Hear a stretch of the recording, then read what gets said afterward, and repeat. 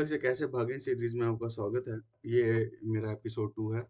और चूंकि कई रास्ते हैं अब आपकी कंट्री से आए बाहर जाने के, जिसमें से एक आसान तरीन है कि आपके पास स्कॉलरशिप हो और आप जा सकते हैं, वो भी बिल्कुल मुफ्त में। तो स्कॉलरशिप है क्या आखिर, कैसे लोग इसको अवेल करते हैं, कौन लोग होते हैं, वो कहाँ से आए हुए होते हैं, और उनके पास ऐसा क्या होता है कि वो स्कॉलरशिप लेके और उड़ारी मार जाते हैं। देखते हैं हम आखिर स्कॉलरशिप में क्या क्या चीज़ें हैं। या तो वो जो स्कॉलरशिप आपको मिल रही है, स्कॉलरशिप का मतलब ये होता है कि आपको आ, आपके अपने पैसे नहीं देने पड़ते, कोई और पैसे दे रहा होता है। आपके टिकट के, आपके वहाँ की फीस के, आपकी रिहाइश के, आपके अखराजात के, स्टाइपेंड के, सारा कुछ कोई और दे रहा होता है। अब वो देने वाले या तो प्रोफेसर्स होते हैं जिनके पास जाके आपने रिसर्च करनी होती है, या गवर्नमेंट हो सकती है आप अपने मुल्क की या फिर दूसरे मुल्क की जिसमें आप जा रहे हैं, या फिर जो आपका डिपार्टमेंट है जिसमें आप जा रहे हैं, वो डिपार्टमेंट भी आपको देता है। या वो जिस आप प्रोफेसर के पास जा रहे हैं वो किसी प्रोजेक्ट पे काम कर रहा है, या प्रोजेक्ट सेपरेटली कोई रिसर्च प्रोजेक्ट अनाउंस हुआ हुआ हो और आप प्रोजेक्ट में अप्लाई करके वहाँ पे एंटरटेन हो रहे हैं, तो भी आप जा सकते हैं। उसके बाद एक अ, आती है रीजनल स्कॉलरशिप, जिसके अंदर इलाकाई तौर पे देखा जाता है कि इस इलाके में कौन लोग हैं, वो इलाका कैसा है, वो इंडस्ट्रियां हैं वहाँ हैं या नहीं हैं, वहाँ पे कैसा बिजनेस है, उस वो इलाकाई तौर पे आपको स्कॉलरशिप दी जाती है। या फिर आपका अपना मुल्क आपको स्कॉलरशिप देता है, जैसे नेशनल और इंटरनेशनल। आपका अपना कोई थर्ड पार्टी होती है जैसे एचईसी, या फिर यूएस गवर्नमेंट भी आपको फंड करती है, या कोई भी थर्ड पार्टी जो नेशनल या इंटरनेशनल लेवल पे आपको फंड करती है, इसको स्कॉलरशिप बोलते हैं। अब आपको क्या क्या चाहिए कि आप अप्लाई कर लें। अगर तो आप फाइनल ईयर में चल रहे हैं, 7वें सेमेस्टर चल रहे हैं, तो 7वां सेमेस्टर मतलब अगर आप बैचलर में हैं, और अगर आप मास्टर्स में हैं तो आपका तीसरा सेमेस्टर चल रहा है, तो आप काइंडली अप्लाई करना शुरू करें। अगर आपके पास डिग्री और ट्रांसक्रिप्ट है तो आप अप्लाई करें, और अगर नहीं है तो होप सर्टिफिकेट की बेस पे भी आप अप्लाई कर सकते हैं। और डॉक्यूमेंट्स में एक और इम्पोर्टेंट चीज़ है आपका पासपोर्ट, आपकी सीवी होनी चाहिए, जो कि 1 पेज की बहुत ज़्यादा अच्छी समझी जाती है, लेकिन 2 पेजेस से ज़्यादा ना हो, 1.5 2 पेज बहुत अच्छे हैं। लेटर ऑफ मोटिवेशन, आपकी लाइफ स्टोरी, जिसके अंदर आप अपना मोटिवेशन बताते हैं कि मैं मेरे अंदर क्या खूबियाँ हैं जिसकी वजह से मैंने क्या स्ट्रगल्स की, मेरा ध्यान पड़ा स्कॉलरशिप पे, मैं क्यों जाना चाह रहा हूँ, मैंने क्या क्या सीखा, क्यों सीखा, कब सीखा, क्या क्या हुआ, पूरी लाइफ स्टोरी आपकी सारी चीज़ें शामिल हों जिसके अंदर, उसको हम स्टेटमेंट ऑफ पर्पस बोलते हैं। ये भी एक लंबी स्टोरी है, इसको शायद कवर किया जाए तो, लेकिन ये ऑलरेडी इसके ऊपर बहुत सी वीडियोस मौजूद हैं। अगर फिर भी नहीं पसंद आती है आपको तो बताएं, आपको एक और बना के देंगे। पर आपको आपको आपकी इंग्लिश बहुत अच्छी है, इसका एक सर्टिफिकेट होना चाहिए आपके पास, उसको जो आपको बताए कि ये इस बंदे की इंग्लिश बहुत अच्छी है। या तो आपके पास आईएलटीएस हो, टोफल हो, या जहाँ से आप पढ़ के आए हुए हैं वहाँ का इंग्लिश सर्टिफिकेट हो। एक कवर लेटर हो, जैसे आप जॉब्स के लिए अप्लाई करते हैं वैसा ही आपका एक कवर लेटर होना चाहिए कि मैं स्कॉलरशिप पे या इस बंदे के पास प्रोजेक्ट करने आ रहा हूँ।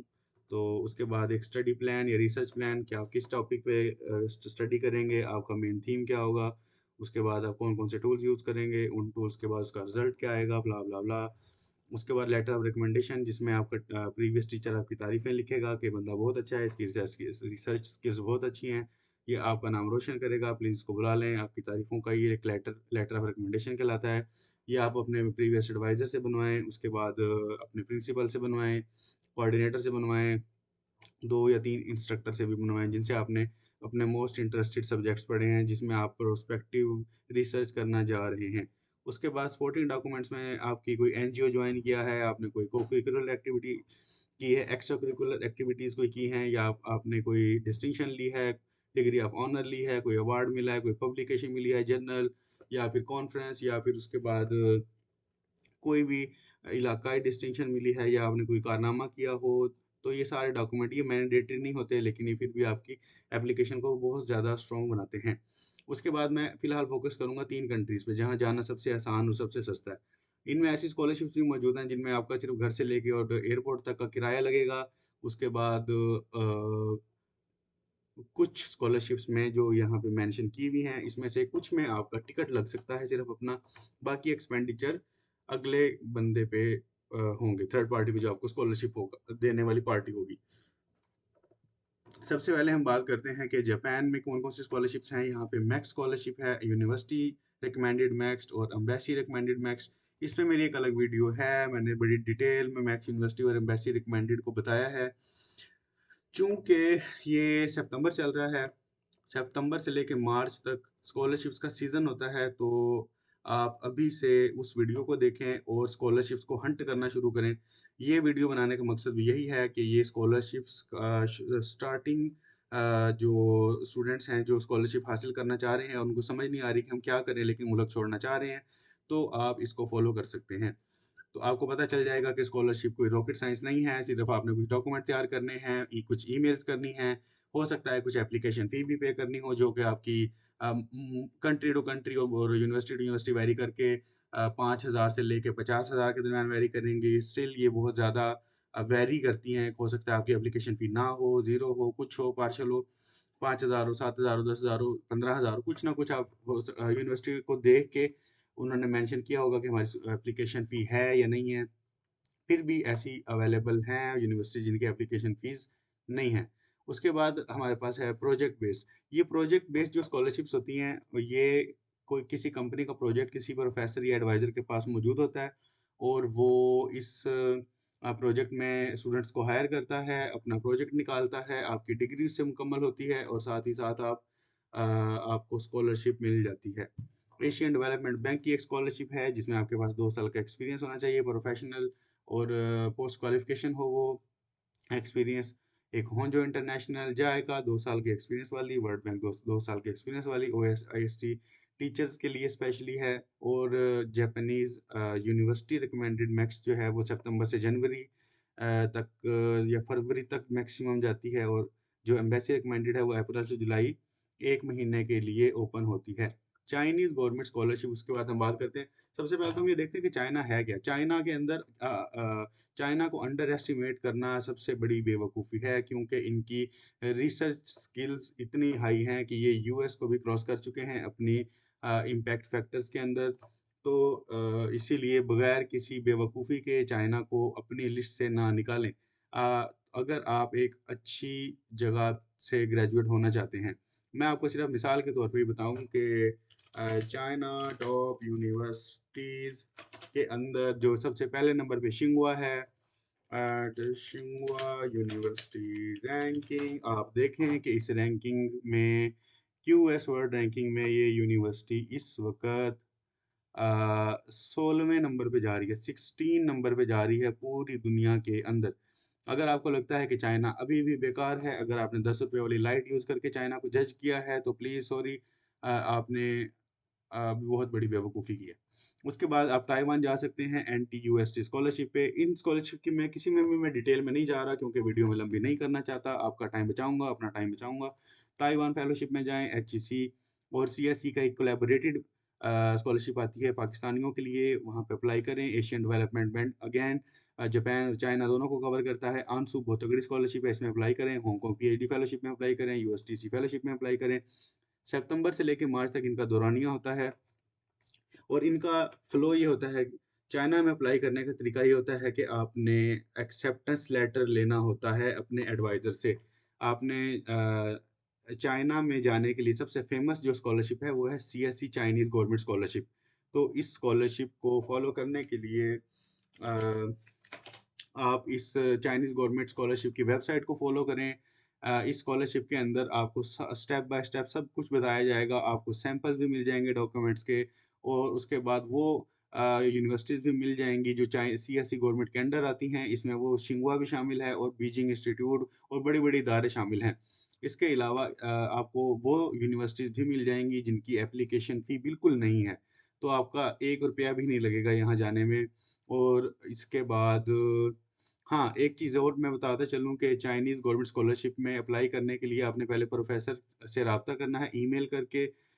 वो ईमेल आपकी अ, होनी चाहिए, मैं आपको दिखा भी देता हूँ। आपकी ईमेल कुछ ऐसी होनी चाहिए, ये आप वीडियो रोक के इसको कॉपी कर सकते हैं। इसमें ये लिखा है कि मैं इस यूनिवर्सिटी से ग्रेजुएट हूँ, मैंने आपकी प्रोफाइल देखी है, उसके अंदर जो आपकी ये जो डोमेन है मैंने ये देखी है, मैं इसमें इंटरेस्टेड हूँ और यहाँ पे मैक्स की बजाय आप सीएससी स्कॉलरशिप लिख लें और बताएँ कि मैं आपके पास आके रिसर्च करना चाह रहा हूँ। और उसके बाद आप अपनी सीवी अटैच कर दें। अगर आप अपनी सीवी रिव्यू करवाना चाहते हैं तो मुझे इस ईमेल पे एड्रेस करें। मैं फ्री ऑफ कॉस्ट आपको बगैर पैसों के एक आपको रिव्यू कर दूँगा। तो सॉरी, मज़ाक कर रहा था। तो उसके बाद क्या है कि वो आपको रिप्लाई करेंगे कि ठीक है, हमारी तरफ से आप अप्लाई कर दो सीएससी में, और आपको एक इस तरह का एक्सेप्टेंस लेटर भेज देंगे। जिसकी बेस पे आपने जिस यूनिवर्सिटी का प्रोफेसर होगा, उस यूनिवर्सिटी के पोर्टल पे अप्लाई करना होगा। अगर आप उन यूनिवर्सिटीज़ को टारगेट कर रहे हैं जिसमें एप्लीकेशन फ़ी नहीं है, तो डोंट वरी, आपने एप्लीकेशन फ़ी नहीं पे करनी। और अगर आप ज़रा तगड़ी यूनिवर्सिटी को फ़ॉलो करना चाह रहे हैं, तो उनमें शायद एप्लीकेशन फ़ी हो, जो कि वेरी करेगी यूनिवर्सिटी टू यूनिवर्सिटी। और साथ ही साथ आपने सीएससी स्कॉलरशिप पोर्टल, इसके ऊपर भी अप्लाई करना है और उन्हें बताना है कि मैंने इस यूनिवर्सिटी में अप्लाई किया है। CSC.edu, यहाँ पे इनकी एक ऑफिशियल वेबसाइट है। उसमें आपने जिस यूनिवर्सिटी में अप्लाई किया है, उन यूनिवर्सिटीज़ का नाम दर्ज करके सेम एप्लीकेशन फॉर्म वहाँ भी फिल कर देना है, और जिससे उन्हें पता चल जाएगा कि ये बंदा चाइनीज़ गवर्नमेंट स्कॉलरशिप, जिसे सीएससी कहते हैं, उसमें भी अप्लाई करना चाह रहा है। और हम इसे सीएससी के लिए कंसीडर करेंगे, जिसमें मैक्सिमम आप 3 यूनिवर्सिटीज़ के लिए अप्लाई कर सकते हैं। और साथ ही साथ क्या रह गया, सीएससी पोर्टल पे अप्लाई करने की कोई फ़ी नहीं है। पहले ये इसमें आपको यूनिवर्सिटी सिलेक्ट करेगी, आपको बता देगी कि आप सिलेक्ट हो गए हैं या नहीं हुए। उसके बाद आपके डॉक्यूमेंट सीएससी को भेज देगी, वो आपको सिलेक्ट करके आपको बता देंगे कि आपकी सीएससी लगी है नहीं। सेम यही तरीक़ेकार मैक्स यूनिवर्सिटी रिकमेंडेड का है। और बाकी यूनिवर्सिटीज़ को मैं बिल्कुल अभी नहीं छेड़ना चाह रहा, बाकी स्कॉलरशिप्स को। आप फ़िलहाल सीएससी के लिए तवज्जो से काम करें, क्योंकि इसकी डेट्स ओपन हो चुकी हैं। और आप कहाँ से देखेंगे, मैं अगली स्लाइड में बताता हूँ। फिर आती है हमारे पास साउथ कोरिया। ये 3 कंट्रीज़ मैं इसलिए टारगेट कर रहा हूँ कि यहाँ जाना सबसे आसान है और सबसे सस्ता है। तो चलते हैं साउथ कोरिया की तरफ। साउथ कोरिया में सबसे ज़्यादा फेमस है प्रोफेसर स्कॉलरशिप। आप बीएस करने जा रहे हैं, मास्टर्स करने जा रहे हैं, पीएचडी करने जा रहे हैं, पोस्ट डॉक करना चाह रहे हैं, रिसर्च करना चाह रहे हैं, या प्रोजेक्ट पे जा रहे हैं, प्रोफेसर्स को ईमेल करें, उन्हें बताएं कि सर मैं आपके पास आना चाह रही हूँ, आपके पास जगह है तो मुझे बताएं, और आपकी ये जो डोमेन इसमें इंटरेस्टेड हूँ। वो आपको कह देगा कि ठीक है, आप यूनिवर्सिटी पे अप्लाई कर दो। उसके बाद आप क्या करेंगे कि पोर्टल पे अप्लाई करेंगे यूनिवर्सिटी के। ये वेबसाइट शायद चाइना की नहीं ओपन होती, लेकिन आपके पास शायद हो जाए। मेरे पास रिस्ट्रिक्शन लगी हुई है ज़्यादा। तो आप इसी तरह यूनिवर्सिटी खोलेंगे, उनकी पोर्टल पे जाएँगे, एडमिशन पोर्टल पे जाएँगे, वहाँ पे आप अप्लाई कर देंगे और एप्लीकेशन फ़ी भी पे कर देंगे। लेकिन जिस वक़्त आपको फाइनल एक्सेप्टेंस मिल जाएगी प्रोफ़ेसर स्कॉलरशिप पे, तो प्रोफ़ेसर को आप बता देंगे कि सर मुझे यूनिवर्सिटी में एडमिशन मिल गया है, लेकिन आप अप्लाई करेंगे सेल्फ फंडेड स्टूडेंट पे। लेकिन आपकी फ़ी आप खुद पे नहीं करेंगे। जो आपका चालान होगा वो आप अपने एडवाइज़र को बता देंगे कि सर ये चालान पे कर दें, वो आपका चालान पे कर देगा। और या ये चाइनीज़ गवर्नमेंट स्कॉलरशिप भी खुल गई। तो चालान पे कर देगा, और आपने आपने सिर्फ़ टिकट पे करना होगा कोरिया जाने के लिए। और डॉर्म्स के लिए भी आप अलग अप्लाई करते हैं, और मोस्टली अगर आप बुसान जा रहे हैं तो वहाँ पे डॉर्म्स आपको इनसाइड यूनिवर्सिटी शायद लिमिटेड होते हैं, और वो आपको नहीं देते, तो आपको अलग से बाहर लेना पड़ता है। कुछ यूनिवर्सिटीज़ साउथ साइड पे आपको पैसे भी देती हैं कि अगर आप बाहर रेज़िडेंसी रखते हैं तो हम आपको पैसे भी देंगे। GKS government scholarship of Korea है। ये कोरियन गवर्नमेंट की तरफ से मिलती है, और इसके अंदर क्या होता है कि आपने डॉक्यूमेंट्स पहले कोरियन गवर्नमेंट की जो वेबसाइट है वहाँ पे भेजने हैं, उनकी एम्बेसी भेजने हैं, या उनके ईमेल पे, या फिर बाय हैंड, यानी बाय कुरियर। तो उसके बाद आपको ये चाइनीज़ गवर्नमेंट स्कॉलरशिप का जो इदारा है, पहले ये सिलेक्ट करेगा, फिर पूछेगा किस किस यूनिवर्सिटी में जाना है, और फिर आप उस यूनिवर्सिटी में चले जाएँगे। पॉस्को फेलोशिप का मुझे नहीं पता, इसलिए मैं इसको नहीं छेड़ रहा, क्योंकि मैंने इसमें पर्सनली अप्लाई नहीं किया। बाकी जिनमें अप्लाई किया है मैं आपको बता रहा हूँ। और पॉस्को के अंदर अप्लाई करने की डेट्स वैरी करती हैं। और अगर आपको प्रोफेसर स्कॉलरशिप नहीं दे रहा, तो आप पॉस्को में भी अप्लाई करें, और पॉस्को प्रोफेसर आप एट द सेम टाइम भी ले सकते हैं। साउथ कोरिया जो है वो साल में 2 दफ़ा अपने एडमिशन ओपन करता है। अगर आप फाल के लिए अप्लाई कर रहे हैं तो फरवरी से अप्रैल के दौरान तकरीबन, ये एस्टिमेटेड डेट्स हैं, यूनिवर्सिटी टू यूनिवर्सिटी वेरी करती हैं। फाल के लिए फरवरी से अप्रैल तक का दौरानिया है, स्प्रिंग के लिए सितंबर टू दिसंबर का दौरानिया है। अब मैं आता हूँ, आपको कहाँ से पता चले कि कौन सी स्कॉलरशिप अनाउंस हुई है। तो मैं अपना कोई अलग से पेज नहीं बना रहा। सबसे पहले तो मैं इस पेज में ये जुनैद अहमद भाई का पेज है, स्कॉलरशिप पाकिस्तान स्कॉलरशिप लीग। इनकी मेहनत का कोई और तोड़ नहीं। इन्होंने इतनी मेहनत से ये पेज बनाया है, और ख़ास तौर पे जुनैद भाई उन स्कॉलरशिप्स को टारगेट करते हैं जिनमें आईएलटीएस और जीआरई रिक्वायर नहीं होता, और स्कॉलरशिप भी अच्छी खासी तगड़ी होती है।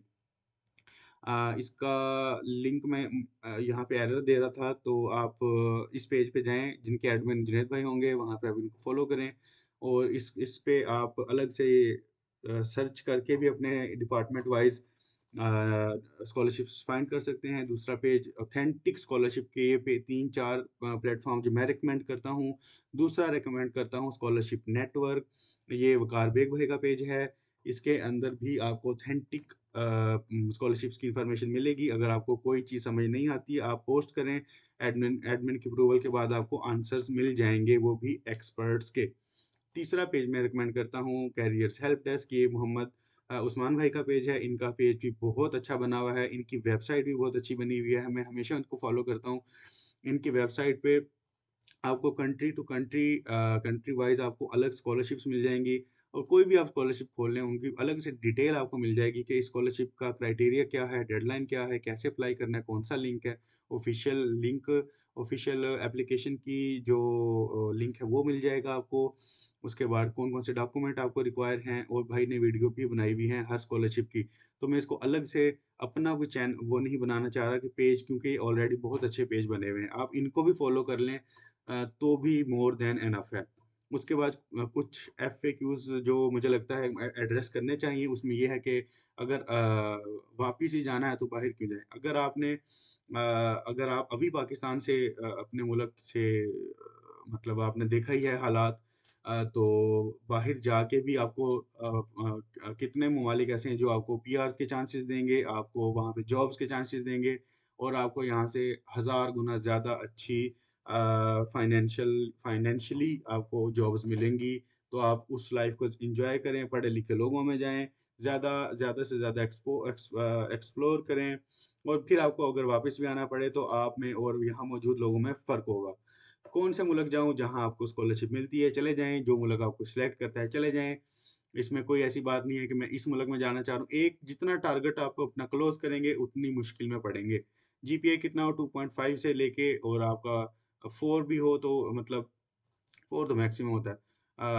2.5 प्लस जीपीए हर जगह ही माना जाता है। तो अगर आपका जीपीए कम है तो उसको आप एसओपी में कवर करें, कोर्सेरा से कोर्सेज करें, अपने पब्लिकेशन निकालें, जिससे आपकी वर्थ बढ़ेगी। आइट्स ज़रूरी है या नहीं है? आइट्स बेशक ज़रूरी है, लेकिन स्कॉलरशिप टू स्कॉलरशिप वेरी करता है। किसी में इंग्लिश प्रोफिशिएंसी सर्टिफिकेट भी चल जाता है। अगर आपकी प्रोफाइल तगड़ी है तो आइट्स की ज़रूरत नहीं है। अगर आपको लगता है कि मेरा जीपीए कम है, मेरे पास पब्लिकेशन नहीं, तो मैं रिकमेंड करूंगा कि आप 1000% आइट्स ज़रूर करें। पब्लिकेशन नहीं है तो भाई करें, ज़रूर पब्लिकेशन करें। पब्लिकेशन से बहुत फ़ायदा होता है। अगर नहीं है फिर भी आप हिम्मत नहीं हार सकते, क्योंकि फिर भी आपको कई स्कॉलरशिप्स मिल जाएंगी। Taiwan, Indonesia, China, Japan, Korea, इनकी डिग्री की वर्थ चूंकि आपको मैंने रैंकिंग दिखाई है, तो आपको अंदाज़ा हो जाना चाहिए कि इस वक्त क्या रैंकिंग जा रही है इन ममालिक की। और इन ममालिक में सेटल होने के चांसेस भी मिलते हैं, लेकिन उनके प्रोसेस इसके डिग्री के बाद के हैं।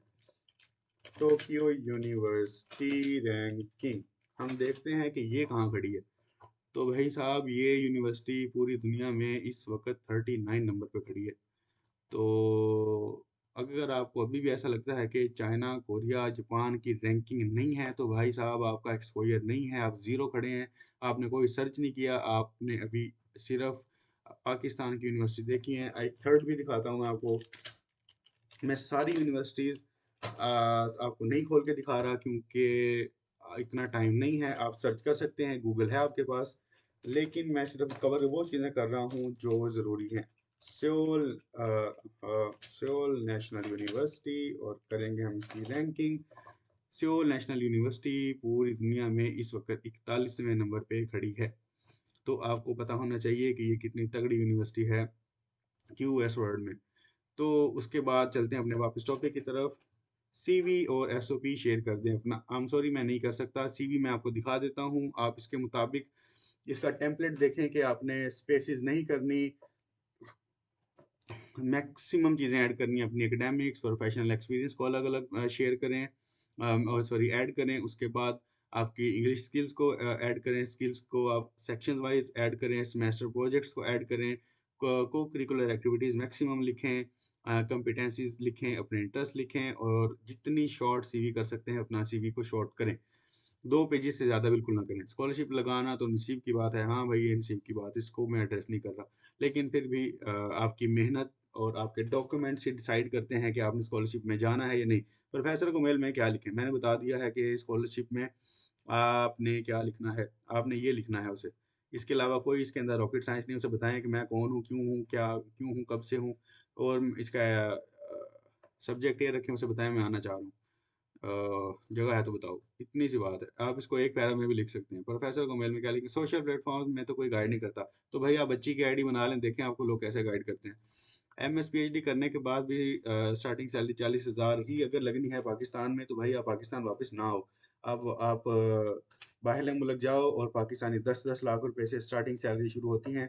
और इससे ज़्यादा मैं अब किसी क्वेश्चन को या फिर इनिशियली किसी चीज़ को टारगेट नहीं करना चाह रहा, क्योंकि वीडियो बहुत बहुत लंबी हो चुकी है ऑलरेडी। मैं चाह रहा था कि 3 से 4 मिनट में वीडियो को कवर करूं, लेकिन हम सॉरी, वीडियो लंबी हो गई। अगर कोई कमेंट या कोई आपको क्वेश्चन है तो प्लीज़ आप कमेंट्स में मेंशन करें। Thank you very much. अल्लाह हाफ़िज़।